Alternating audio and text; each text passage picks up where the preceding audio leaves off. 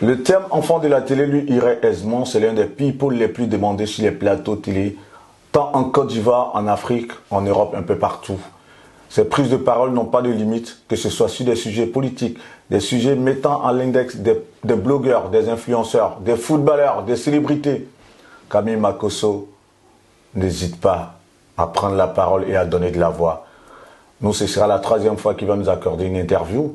Et avec un regard assez distancié, on va essayer de faire un décryptage de tous les derniers sujets sur lesquels il a pu intervenir ou encore, ou plus ou moins, auxquels il a été mêlé. Mais bien avant, tout à l'heure, il a délivré un message parce que nous sommes aujourd'hui le mardi 28 février 2023 en France, d'où il vient de finir un dernier séjour en disant le mois de mars est le mois spirituel par excellence, exhortant ses fidèles à payer la dîme. La première question que j'ai posée au général Camille Makosso, c'est de savoir pourquoi est-ce que le mois de mars est le mois par excellence spirituellement, ou bien le mois qui marque le début de l'année spirituelle.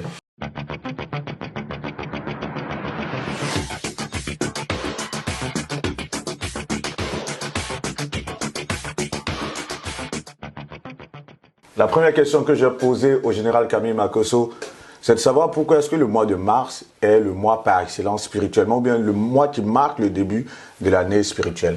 Parce que tout simplement, lorsque les Romains prennent Israël, la première des choses qu'ils devaient faire est de faire disparaître tout ce qui était sacré au niveau d'Israël. Donc on nous propose plusieurs calendriers. Vous constatez que les musulmans ont un calendrier à eux, les hindous ont un calendrier, les bouddhistes ont un calendrier, mais nous sommes liés à Israël. Quand vous prenez la Bible, le calendrier en Israël, le premier mois c'est le mois de Nissan. Et le mois de Nissan tombe exactement dans le mois de mars.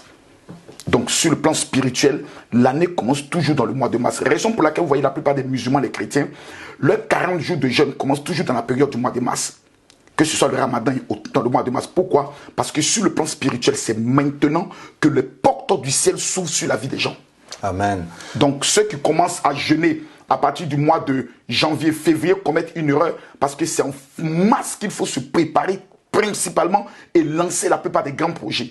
Tous ceux qui font les investissements, les grands hommes d'affaires, n'investissent jamais en janvier et en février. Ils vous disent toujours, l'année vient de commencer, nous sommes en train de faire le bilan, nous sommes en train de voir les projets d'avenir et autres, les projets de l'année. Et c'est en mars qu'ils lancent toujours. C'est les grands chantiers en mars. Lorsque vous parlez des choses spirituelles, on voit tout ce sérieux, on voit l'homme, le pasteur, le serviteur de Dieu. Mais après, d'un point de vue analytique, en termes de réputation, je veux dire par rapport à l'image que vous renvoyez dans le public, par exemple, est-ce que ce contraste-là, il ne va pas rester là permanemment chaque fois? Il va toujours rester. Il va toujours rester parce que vous ne pouvez pas changer la mentalité des gens. Malgré l'opinion que des personnes ont de Général Camille Makosso, lorsqu'il organise une croisade à Abidjan, c'est autour de 10-15 000 personnes. Que ce soit Poboué, que ce soit Yopougon et autres. Donc il y a des personnes qui se reconnaissent dans ce message. Je ne suis pas un pasteur pour les chrétiens. Non. Je suis un pasteur pour les païens. Et quand tu dois aller vers les païens, Jésus dit, je vous envoie comme des agneaux au milieu des loups. Un agneau au milieu des loups. Mais ils vont te dévorer à la seule condition que tu te déguises en loup. Donc je suis dans le mystère du déguisement. Voilà. J'utilise les armes de ce monde pour parler au monde. J'utilise les langages de ce monde pour parler aux gens de ce monde. Et la majorité se convertissent après. Parce que lorsqu'ils commencent à me suivre, le jour où j'entre dans la dimension spirituelle, que je donne un secret, par exemple, les 5 secrets qui prouvent que les sorciers sont déjà envoûtés. Mais quand tu te reconnais dans la première des choses, tu demandes la prière. Et mon téléphone est inondé de demandes de prière. Et ma stratégie marche. Je suis inondé de demandes de programmes dans le monde entier. Malgré tous les mots grossiers que vous employez chaque fois. Oui, là, nous sommes dans un monde grossier. Nous sommes dans un monde... En fait, je suis moi-même. Bleu, c'est bleu. Noir, c'est noir. S'il y a un homme que l'on peut traiter d'enfant mal élevé dans la Bible, c'était Jésus. Sa mère et ses frères, oui, sur le plan de ce qu'on peut dire. Comment ta maman peut venir demander après toi, puis tu dis, tu ne reconnais pas ta mère? On dit, Jésus, ta mère et tes frères sont là. Il dit, qui est ma mère? Qui sont mes frères? Laissez-les, c'est ceux qui font la volonté de Dieu. Jésus a régné sa maman là. On devait dire que c'est un enfant mal élevé. Jésus rencontre les docteurs de la loi et il les appelle bande de tombeaux blanchis. Jésus entre dans un temple de Dieu qu'il n'a pas vu construire, qu'il est venu trouver. Il prend une chicotte, il tabasse tous ceux qui sont dans le temple qui sont en train de vendre. Jésus. Et c'est à cause de cet acte qu'il a été crucifié. Parce qu'on a traité de bandit, de quelqu'un de sulfureux. qu'il avait une double nature de vérité que les gens de son temps ne pouvaient pas comprendre. Les hommes de Dieu ont toujours un côté où les gens ils sont utilisés pour les faire passer pour des faux. Mais Dieu ne regarde pas cela. Parce que Dieu regarde au talent et à sa grâce qu'il a mis sur chaque personne. Mais justement, cette double, on va dire, nature que vous essayez d'épouser aussi également, à travers toutes les casquettes que vous portez, toutes ces mutations dans vos différentes prises de parole, est-ce que vous ne pensez pas que ça puisse vous porter un jour préjudice? Non. Ça fait que je suis maintenant un homme d'expérience. Je sais. Je suis 3 en 1. Je sais me mettre dans la peau de l'individu au cas où. Dans l'art de la réussite, ça s'appelle le mystère du caméléon. Dans la vie, quand tu veux réussir, sois un caméléon. Sinon, si on te maîtrise dans un seul domaine, tu es un homme mort. Je suis dans le domaine des miracles. Je te fais une confidence. Si je restais seulement dans le domaine des miracles, aujourd'hui, je serais un homme mort. Et tué par qui? Par les pasteurs. Ah ouais? Bien sûr. Nous sommes dans le milieu le plus dangereux avec la plus grosse mafia qui puisse exister. La plupart aujourd'hui... Les pasteurs peuvent tuer un être humain par rapport à quoi? Avec quel pouvoir? Par la jalousie. Mais avec quel pouvoir? Ils ont l'empoisonnement. Pas un pouvoir mystique, l'empoisonnement. Nous sommes arrivés dans un milieu où on empoisonne même les pasteurs par les micros. Tu prends le micro, tu prêches. 3 jours plus tard, tu meurs. C'est répandu actuellement au niveau du Congo. L'empoisonnement. Il y a beaucoup de personnes même qui suspectent que notre ami, comme il s'appelle, Daou Suleiman, avait été empoisonné. Il y a beaucoup de rumeurs qui en parlent. Nous avons le groupe Gaël, le leader du groupe Gaël, qui a été empoisonné, qui est mort. Donc nous sommes dans un milieu dangereux. Mais le côté, l'homme des réseaux sociaux, un peu voyou, un peu bandit, fait en sorte que certains pasteurs ont une crainte de se dire, si on va à l'affrontement avec cet homme, on risque de laisser des plumes. Donc on préfère laisser Makosso dans son domaine. Selon vous, là, c'est une généralité. Qu'est-ce qui pourrait amener justement un être humain à en vouloir un être humain et même à aller jusqu'à lui ôter la vie? La jalousie. Non, au-delà même de la jalousie, qu'est-ce qui pourrait profondément vraiment expliquer une telle réaction? J'arrive pas à me l'expliquer très souvent. Aujourd'hui, je vous pose la question sur un plateau télé. Peut-être que ça va édifier des personnes qui pensent naïvement comme moi. Vous savez, la Bible dit une vérité. Le cœur de l'homme est profondément mauvais.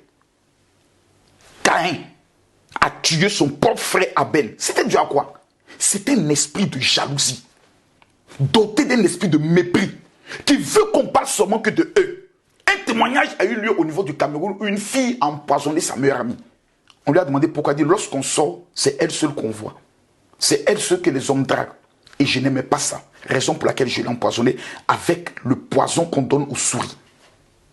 Si tu veux aller loin dans la vie, ne te méfie pas de Dieu, ne te méfie pas de, je pourrais dire d'autres personnes, mais que de l'homme. L'homme est profondément méchant. Mais vu que la Bible parle d'une autre vie qui nous attend, oui. Est-ce que ces personnes-là qui franchissent le pas d'ôter la vie à leur prochain, est-ce qu'ils pensent à cette vie qui nous attend, peut-être qu'il y aura une durée infinie comme on le dit? Mais eux, ils s'en foutent. Eux, ils s'en foutent. Vous, en tant qu'homme de Dieu, si vous devez les exhorter là à travers un message, parce que pour que ça change, parce que le tout, vous savez, c'est pas de les dans le milieu politique, on assassine. Les gens aujourd'hui n'ont plus le respect de la vie humaine. Vous allez au Cameroun, il y a un journaliste qu'on appelle Martinez, qui est mon ami, qui a été tué. Zogo. Oui. Zogo, humilié, le corps profané. Ces personnes doivent savoir une chose. Toi, tu parles de l'après-vie. Or, le sang appelle le sang d'abord dans le monde présent. Tu vas payer. Tes enfants vont payer. Le crime de sang est une malédiction qui touche jusqu'à 4 générations. Vous allez le payer obligatoirement. Par des maladies suspectes, par des folies dans la famille, par des pertes humaines, par des personnes qui meurent des maladies suspectes. C'est pour ça qu'il faut respecter la vie humaine. Il faut respecter. Raison pour laquelle la Bible dit le sang appelle toujours le sang. C'est la loi du sang. C'est pour ça dans un pays où quand il y a eu des crimes, s'il n'y a pas ce qu'on appelle une réconciliation ou une paix véritable ou un pardon véritable, le sang coulera toujours. Ça peut prendre 10 ans, ça peut prendre 20 ans, mais le sang coulera toujours. Parce que le sang des innocents appelle toujours le sang parce qu'il crie vengeance. Et ça, vous pensez que ça peut arriver à la Côte d'Ivoire? C'est possible. Tout est possible. Raison pour laquelle les hommes de Dieu doivent jouer un rôle capital dans le domaine de la vérité. S'ils ne jouent pas le rôle capital dans la vérité, tout ce qu'on voit, développement qu'on voit, un seul matin, tout peut retourner en avant. C'est-à-dire, tout peut changer. Vous pensez que les hommes de Dieu en Côte d'Ivoire ne sont pas dans la vérité, ne sont pas sincères? Non, ils ne sont pas sincères. Ils sont corrompus? Non, bien sûr. Corrompus? Bien sûr. Et lorsque vous parlez d'hommes de Dieu, vous indexez qui? J'indexe tout le monde, que ce soit au niveau des musulmans, que ce soit au niveau des chrétiens, que ce soit au niveau des prêtres. personne ne dit la vérité, puisqu'on se rend compte. Et on sait que chacun a déjà pris sa patte. Je peux le dire son camp. Chacun est dans son camp. Mais lorsqu'on se rend compte par rapport... Prenons le cas de la nouvelle constitution qui a eu lieu. La dernière constitution. Nous avons été convoqués à la présidence de la République. J'y ai été. Le chef de l'État a demandé à ce que les journalistes puissent sortir pour qu'on puisse avoir un entretien privé avec les hommes de Dieu. Nos frères musulmans avaient déjà pris une position. Ils avaient déjà préparé leur discours. Mais nous, les chrétiens, l'archevêque ayant pris la parole a déjà reçu des consignes en arrière pour lui dire le discours que tu vas lire que nous on n'est pas d'accord. Il faut qu'on aille se voir. On est allé se rencontrer chez les catholiques. Le révérend Edjemo était présent, j'étais présent, plusieurs pasteurs. On ne s'est pas entendu. Parce que d'autres disaient, ah non, si on accepte ça, on va nous tuer. J'ai dit, mais qui va nous tuer? Décidons si on n'est pas d'accord, on donne notre position. On ne nous a pas obligés, on ne nous a pas payé pour quoi que ce soit. Les gens ne sont pas vrais. J'ai même vu certains qui disent non, on n'est qu'à accepter tel qu'ils ont dit là pour ne pas qu'après qu'on ait des problèmes. Je vous dis, les gens ne sont pas vrais. Les gens ne sont pas vrais. Des élections, par exemple, arrivent. On sait qu'il y aura, par exemple, il y a des tensions. Mais regarde ce qui s'est passé lors des dernières élections. Les morts qui ont eu lieu. Quelle a été la position des hommes de Dieu? Aucune! Ils ne se sont même pas rencontrés pour dire, parlons-nous dans la vérité et prenons une position. Pourtant, 85% de la population sont des croyants. Soit ils sont musulmans, soit ils sont chrétiens. La Côte d'Ivoire est un pays laïque? Oui, la Côte d'Ivoire est un pays laïque, mais la laïcité ne veut pas dire le désordre. Les hommes de Dieu ont une position assez rigoureuse et assez puissante dans une nation. Ils existent. Je vous dis, 85% de la population croient aux hommes de Dieu. Les Ivoiriens croient plus aux hommes de Dieu mais qu'au chef du village. Parce qu'on voit le chef du village comme étant un vieux sorcier. Parce qu'il est dans les rituels bizarres qu'on ne maîtrise pas. Il est dans les pratiques bizarres. Donc, si un imam dit à son fidèle, demain ne va pas au travail, que le président de la République passe je peux dire à la télé pour dire demain à travail, il ne viendra pas. Parce que son imam lui a dit s'il va, il y a un malheur qui va l'arriver. Il y a des pasteurs qui se lèvent qui disent mon frère, Dieu me dit que la femme là n'est pas ta femme. Si tu restes avec elle, tu meurs. Le lendemain, tu fais la demande de divorce. Donc, les hommes de Dieu ont un pouvoir qu'ils négligent. Et du fait qu'ils sont rentrés avec un cœur politique, ça fait en sorte qu'ils ne peuvent plus dire la vérité. D'autres, c'est Babo ou rien. D'autres, c'est Ado ou rien. D'autres, c'est Bédié ou rien. Je connais des pasteurs qui, pendant la dernière élection, sont allés chez le président Bédié prendre l'argent. Et ils ont refusé qu'on les filme. Ils ont refusé qu'on montre qu'ils sont venus prier pour le président Bédié. C'était une grande rencontre des pasteurs. J'étais choqué. C'était des évangéliques? C'était des évangéliques. Donc je connais. Mais qui ont refusé d'y aller. Qui ont refusé de faire même une déclaration. Mais quelques noms, vu que vous parlez de... Cher ami, la délégation était conduite par un père. Mais je ne veux pas créer de polémique. Un père qui est président d'église, le révérend Pangui Bernard. Bah voilà. C'est lui qui a dit à la délégation. Mais j'ai été choqué du fait. Nous-mêmes, on ne nous a pas appelés. Parce qu'on s'est dit, non, on ne va pas appeler les Makosso. Parce qu'il a fait d'offrande. On sait que quand on va, il y a forcément une offrande qui va sortir. Mais peut-être que vous aviez votre parti, donc ils n'ont pas voulu... Cher ami, ça c'est une vérité qu'en Côte d'Ivoire, les gens ne comprennent pas Camille Makosso. Moi, j'aime l'homme qu'on appelle le président Alassane Ouattara. Je le dirai toujours. Parce que dans un passé récent, je l'ai combattu. Sur la base des fausses informations. Et la Bible me dit, soyez soumis aux autorités supérieures. Cela ne veut pas dire qu'aux prochaines élections, je vote pour le président Ouattara, puisque je n'ai jamais voté pour lui. Tu comprends?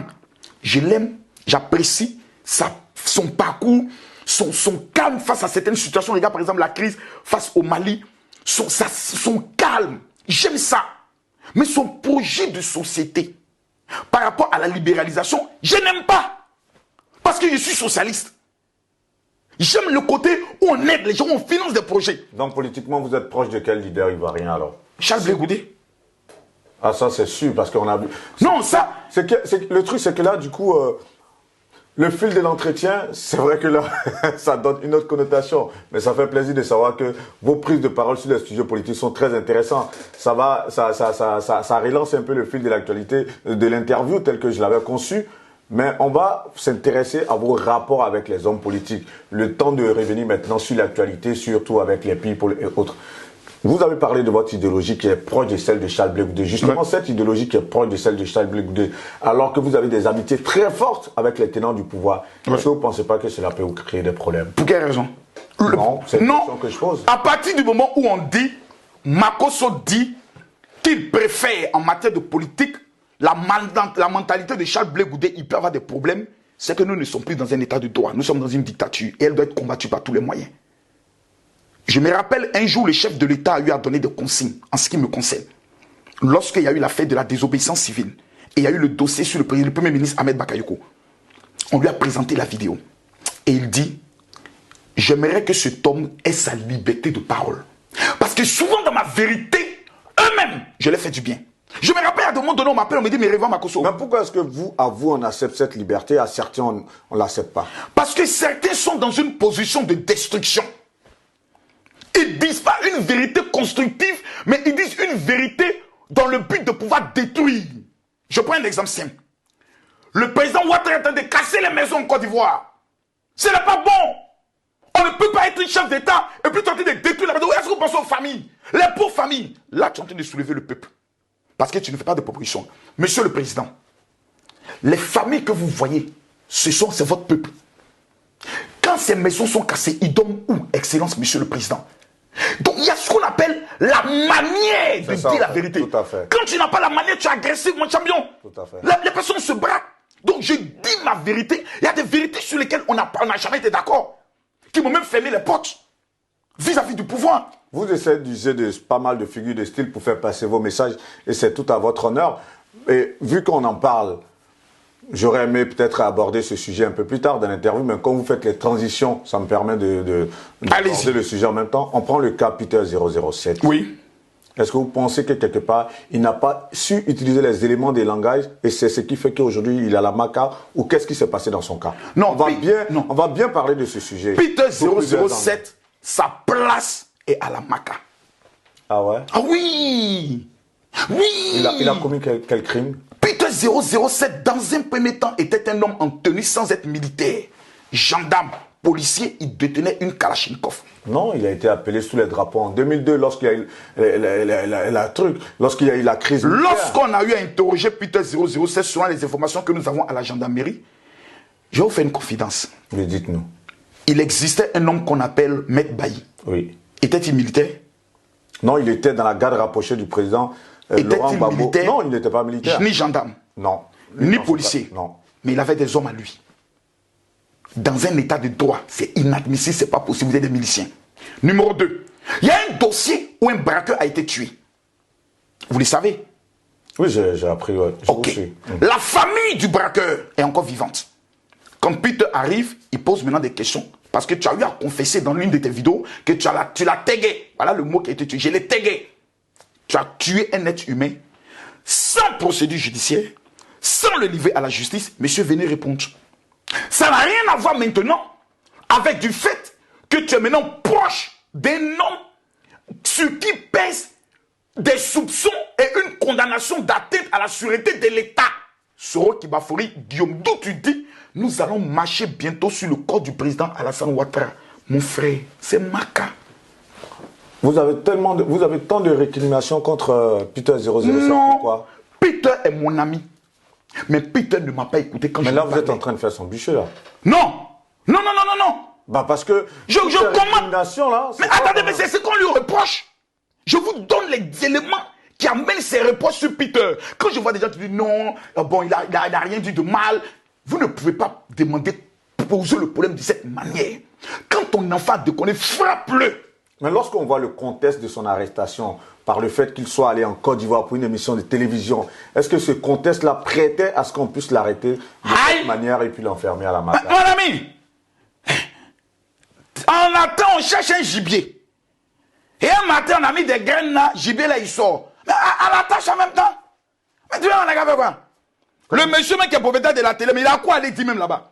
Lorsqu'on lui a fait sortir maintenant les vidéos où il parle qu'il va marcher sur le corps du président. Mais j'ai te fait une confidence. Moi, je voulais aller intervenir. Comme m'a monté quelques vidéos. Champion, t'as dit tu es là comme ça, puis il y a une petite diarrhée qui te prend. Tu as envie de sortir rapidement même de là. Rapide, c'est une toxique qui est trop compliqué. Parce qu'on se dit, si tu as, parce que Peter t'a donné d'assurance, dans quelques jours, on va frapper sur Abidjan. Cher ami. Malgré tout cela, est-ce qu'on ne peut pas lui trouver amende honorable tout de même? Si. Voilà. C'est là maintenant que vous posez bien la question. Voici quelqu'un qui entre en Côte d'Ivoire, qui découvre une réalité, qui aurait pu ne pas venir, mais qui est venu. C'est-à-dire, il donne ce qu'on appelle une chance à la paix. On le récupère. Pour moi, on le récupère, on lui dit voici les chefs-lieux d'accusation. Si on a pu laisser Damana Picasse rentrer en Côte d'Ivoire, continuer ses tournées, on peut accorder cette chance à Peter 007. Non, même le cas de Damana Picasse, Johnny Pacheco, qui a dit pire, qui a fait pire, et qui après a eu le manteau RHDP. Après qu'il s'est repenti, non, il faut acheter ça. Non, mais au-delà. Il s'est repenti, il a demandé pardon et autres. Peter aussi. C'est pour cela que je dis, à partir du moment où il a emboîté le paquet, il est venu en Côte d'Ivoire, il est passé sur une télévision, un plateau de télé qui a commencé à parler de paix et que vraiment, parce que dès qu'il souhaiterait aussi que le président Soro Guillaume rentre au pays, pour moi, ce n'est pas un délit. C'est une réalité, c'est une vérité, parce que qu'on le veuille ou pas, c'est un fils du pays qui compte dans l'échiquier politique de la Côte d'Ivoire. Donc, dire cela n'est pas un crime. Donc, mais il faut savoir poser le problème. C'est pour ça que je te dis que les hommes de Dieu ne jouent pas un rôle franc. Parce que s'il existait une commission d'hommes de Dieu forte, que le problème était posé, ils pouvaient trouver la manière de se porter garant devant le chef de l'État. De se porter garant devant la justice. Quand on parle de Peter, selon vous, comment est-ce que vous jugez son attitude à aller en Côte d'Ivoire, sachant qu'il a eu à faire des prises de parole assez virulentes? Je pense que Peter a été, excuse-moi du thème, a été naïf. Parce qu'il a vu tout le monde rentrer. Emmanuel qui était rentré. Il y a eu des cassements des papos. Tu comprends? Lui aussi voulait rentrer. Moi, à sa place, j'aurais fait mon émission, mais par Skype. Jamais j'allais rentrer. Parce qu'avant d'entrer, il faut prendre certaines informations. C'est comme moi. Vous m'invitez aujourd'hui au Gabon, je ne vais pas.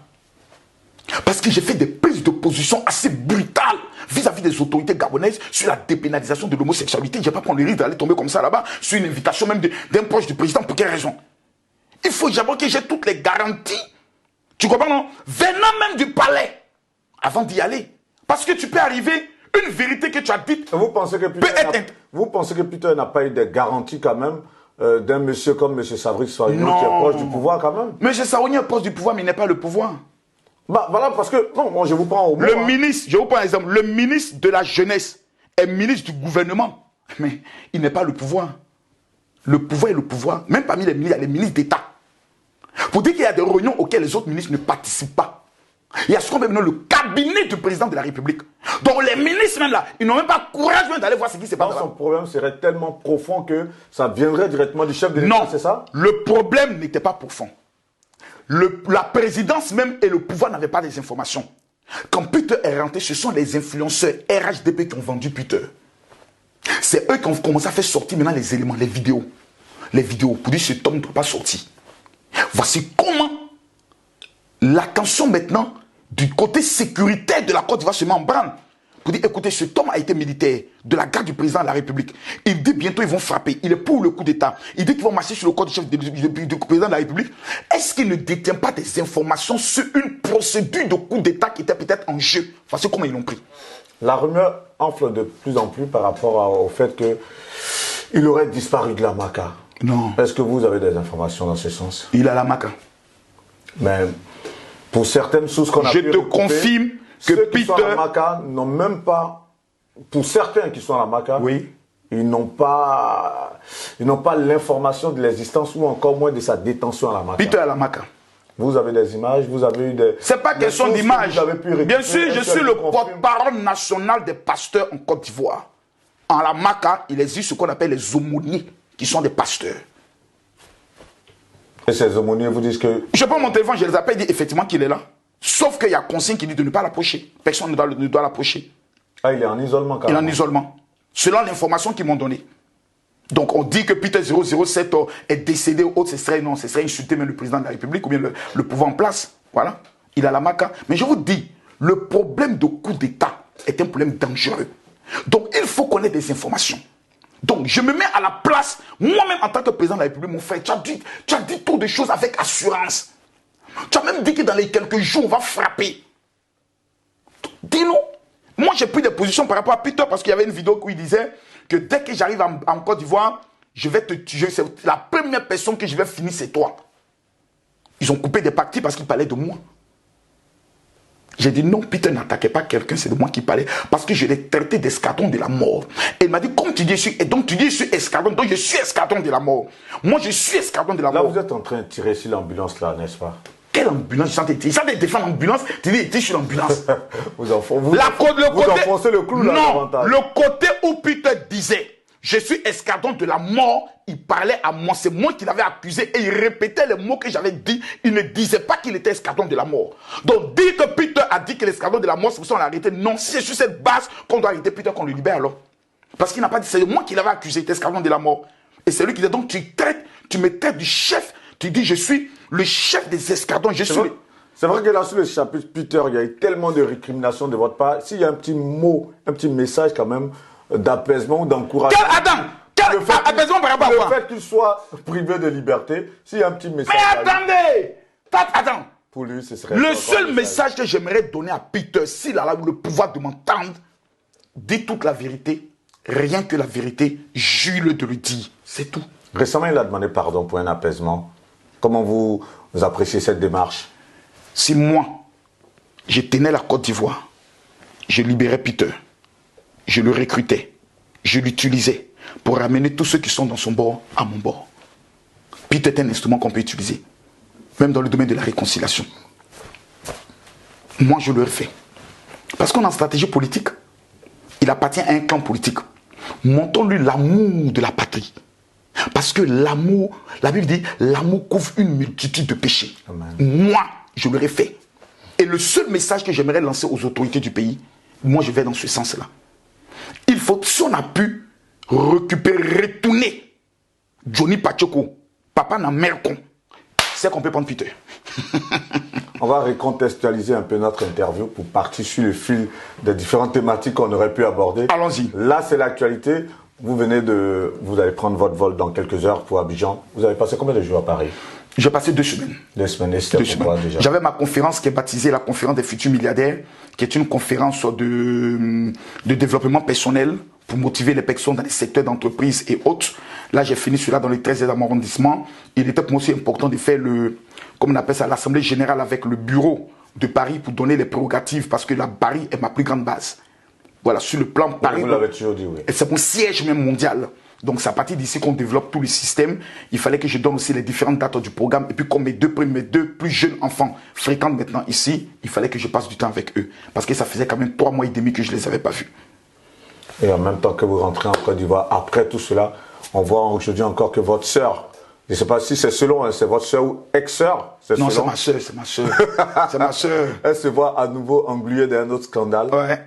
C'est quoi encore cette affaire? Bon, c'est une affaire pétrole. Que voulez-vous qu'on dise? C'est une affaire pétrole. Ça va l'apprendre, la petite soeur, à écouter le grand frère. Je lui ai dit, il y a des gens qui, quand tu marches, il y a toujours des problèmes qui t'arrivent. Tel que, comme il s'appelle, Tiesco le sultan, alias l'homme à la tête de Lucky Luke, puis au pied de Lucky Luke et à la tête de Joe Datton. Voilà quelqu'un qui sort de la maca. On n'a même pas fait son bain spirituel pour enlever tous les esprits de prison sur lui. Voilà maintenant les dampins. Tu t'es allié à lui, tu défies ton grand frère, il parle, tu ne m'écoutes pas. Ok. Vous êtes très sérieux lorsque vous vous opposez à cette relation? Je ne m'oppose pas à cette relation, mais le petit m'a trop manqué de respect. Donc, j'attire l'attention de ma soeur. Est-ce que le petit n'est pas en train d'entrer dans ta vie pour avoir des informations peut-être pour nous détruire demain? Rappelle-toi, il y a des influenceurs qui ont été proches de ma soeur, qui sont après venus insulter son sexe. Oh, j'ai mis ma main dans son sexe, etc., etc. Est-ce que ce n'est pas le même plan? Est-ce que ce n'est pas le même plan? Donc, fais attention. Mais maintenant qu'il dit fais attention, c'est moi une insulte. Avant même de dire fais attention, on commence à m'insulter. Vous avez eu un tête-à-tête. Là, on est chez vous à Paris. Oui. Est-ce que vous avez appelé Lolo Beauté ici et vous avez eu un tête-à-tête en dehors des réseaux sociaux? Non. Ce sont toujours des passes d'âme à travers les réseaux sociaux. Non, on se parle au téléphone. Voilà. La communication, comme on le dit souvent dans les renseignements généraux, la communication maintenant a été rétablie. Voilà, on se parle. Surtout derrière l'affaire pétrole. Voilà, on se parlait, elle avait besoin du grand frère qui allait l'appeler. Puis il dit non, petite soeur, c'est un accident qui est arrivé. C'est un accident. Lolo Beauté n'est pas folle. Et en fait, elle n'a jamais fait l'épilation à la cire. Donc quand ça a commencé à la chauffer, le vent de l'esprit de Tiesco Venit fait tomber le... fait tomber le... Je reviens encore là-dessus. Est-ce que vous avez eu à parler avec elle sérieusement par rapport à cette affaire de Tiesco, cette relation qu'elle entretient avec Tiesco? Non, on n'a pas encore parlé. Parce que dans notre famille, on ne parle pas de ça. Non. Non. On ne parle jamais des relations. C'est une loi. Ma petite sœur Mimi Beauté, elle est mariée à un juif, ici en France. Je ne l'ai jamais vue. Ça te paraît bizarre? On est trop pudique dans cette manière. C'est quand est-ce qu'on commence à faire trop de sorties contre moi qui dit non, non, non, non, non, je n'aime pas ça. Et puis bon, j'ai vu que le buzz avait trop pris. Maintenant, comme nos pages sont un peu monétisées, tu vois, non. Et c'est vrai qu'il s'est parlé un peu dedans. Dans cette affaire, il y a moi, je montré 3 000 euros. Combien? 3 000 euros. Avec les dîmes que vous recevez encore. Les monétisations aussi. Aïe! C'est dans la monétisation, il y a au moins 5 000, 6 000 euros qui sortent. On ne va pas laisser ça. Quand je parle dedans, je vois les 300 000 vues, les 400 000 vues. Maintenant, j'ai fait les placements de produits. Tu vois, il y a les pubs. Voilà, des personnes qui m'ont contacté pour les vendre des terrains, donc m'ont contacté mon entreprise immobilière. Donc, quand j'ai fait la vidéo, je colle maintenant les pubs. Pa.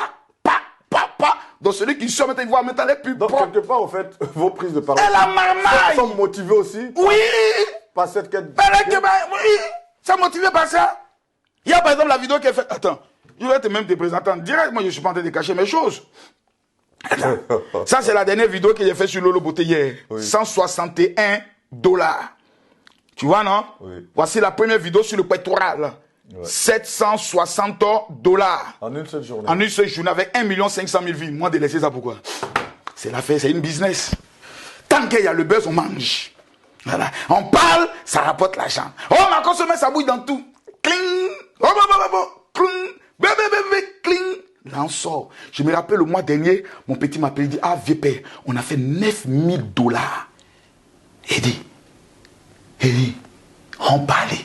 Par rapport à votre image de marque, justement, qu'est-ce que vous souhaiteriez qu'on retienne de vous? Surtout que là, vous êtes vraiment dans votre logique. Oui. Il y a les gains, oui. Le fait que vous aimez, vous avez cette appétence à parler, à vouloir tout le temps. Non, mais j'aime ça. Maintenant, c'est ça rapporte là. Qu'est-ce que vous voulez qu'on retienne de vous? Je veux qu'on retienne de moi quelqu'un qui, d'abord, qui aime l'homme, qui aime la vie et qui aime la vérité. Même si votre image de marque empathie par rapport à toutes ces prises de parole. Oui, non. La plupart des gens qui sont sur Facebook sont bêtes. Hein. La majorité des gens qui commencent sur Facebook, c'est les gens qui sont bêtes. C'est parce qu'en fait qu'ils sont bêtes. Est-ce que toi, tu commentes souvent sur Facebook? Rarement. C'est très rare. Les hommes intelligents ne commentent pas. C'est les gens bêtes qui commentent. Parce qu'ils ont le temps de laisser leur vie, leur avenir, leur activité pour venir sur Facebook, pour aller me commenter. Toi là, tiens, faut pas. C'est la preuve même que la personne me bête. Donc je ne peux pas regarder le commentaire de ces gens. La vie de ces gens ne m'intéresse pas. La plupart des personnes sérieuses que je rencontre disent, général, tu nous fais du bien. Parce que même dans la plaisanterie, tu fais toujours sortir une vérité. Tu nous fais du bien. Dans tous les sujets, il y a un enseignement. Dans tous les sujets. Et je te fais une confidence, je suis pasteur. Mais quand je prends le dossier de Lolo Beauté, qu'à la fin, j'ai dit, par exemple, je vais faire un cadeau. Les 1000 personnes qui m'écrivent pour dire, mon général, je veux ton livre. Je vous offre gratuitement mon livre. Mais le livre que je les envoie, c'est mon témoignage. Mes secrets sur le plan de la réussite, sur le plan de l'onction. Accompagné de ça, j'envoie maintenant la prière. Mais quand la personne reçoit la prière, que ça lui fait du bien, il commence à me suivre, je deviens son père. Donc, au travers des buzz, je fais ce qu'on appelle un recrutement massif de gagnants d'âme. Je suis un stratège, c'est mon don. Amen. J'ai vu que vous avez interagi, je ne sais pas, il y a certains qui disent que le commentaire n'est pas vrai. Vous avez interagi par rapport à un commentaire de Claudicia. Oui. Vous avez dit que sa réaction vous amènera à développer le thème de qu'est-ce que les réseaux sociaux peuvent apporter comme développement à l'Afrique. Oui. Si on doit faire une ébauche des résolutions de cette thématique-là, vous diriez quoi? Je pense qu'aujourd'hui, les Africains sont les êtres les plus maudits qui existent sur la terre. Voici l'une des armes les plus puissantes. Vous savez, il n'y a pas Facebook pour les Français, il n'y a pas Facebook pour les Africains, pour une première fois. Nous tous là, on est dans le game. Nous tous là, on est sur la même plateforme. Nous tous, on voit les mêmes informations se relayer au jour le jour. Pourquoi ne pas utiliser cet instrument comme outil d'information pour développer l'Afrique? On l'utilise pour quoi faire? Les clashs, les buzz, les destructions. Le même TikTok que nous, les Africains, nous utilisons n'est pas le même TikTok que les Chinois utilisent, malgré que c'est eux qui l'ont créé. Parce que chez eux, ça doit être un TikTok éducatif. Nous sommes en retard parce que l'Africain aime s'amuser. Moi, président de la République, je ferme tous les maquis dans mon pays. Au travail. Formation militaire obligatoire. Et les réseaux sociaux peuvent être un outil pour véhiculer ce message. Mais regarde ce qu'on fait de ça. Les filles viennent remuer les vieux cuits. Pour être... Arrivé à Abidjan, tu vois maintenant les filles qui lancent foulard dans les rues? Dis-moi, on ne voit plus. Pourquoi? Parce que elles se sont professionnalisées. Elles sont maintenant sur les réseaux sociaux. Et il y a une qui a fait une belle réflexion la dernière fois, en tout cas que moi j'ai apprécié. Oui. Elle a dit on parle de busy lorsqu'on est pauvre, oui. Mais lorsqu'on parle d'influenceurs, c'est parce qu'on est riche. C'est parce qu'on est riche. Parce qu'on parle de... Mais bien sûr, j'ai dit la plupart des influenceuses qu'on connaît, ce sont tous des gandous.